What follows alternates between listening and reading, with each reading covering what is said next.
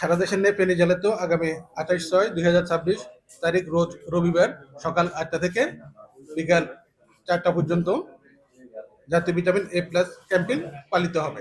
ফেনী জেলায় 7টি স্থায়ী কেন্দ্র এবং 1124টি অস্থায়ী কেন্দ্র, এছাড়াও 7টি ভ্রাম্যমাণ কেন্দ্রের মাধ্যমে সর্বমোট 6 মাস থেকে 11 মাস বয়সী বাচ্চাদেরকে 30,473 জন এবং 12 মাস থেকে 59 মাস বয়সী বাচ্চাদের ভিতরে 2,23,012 জন আমাদের টার্গেট।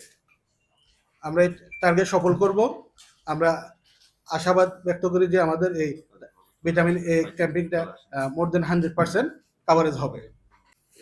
গতবার ক্যাম্পিংয়ের লাস্টে যে ক্যাম্পিংটা হয়েছে এখানে ভিটামিন এ কাভারেজ 99%-এর উপরে ছিল, 100% হয় নাই। একটা পুষ্টিবার্তা দেওয়া হবে। এই পুষ্টিবার্তাটা হলো যে 6 মাস বয়স পর্যন্ত বাচ্চা শুধু মায়ের বুকের দুধ খাবে, জন্মের পরেই শাল দুধ খাবে। 6 মাসের ভিতরে বাইরের কোনো পানি, মধু বা অন্য কোনো খাবার তাকে খাওয়ানো যাবে না।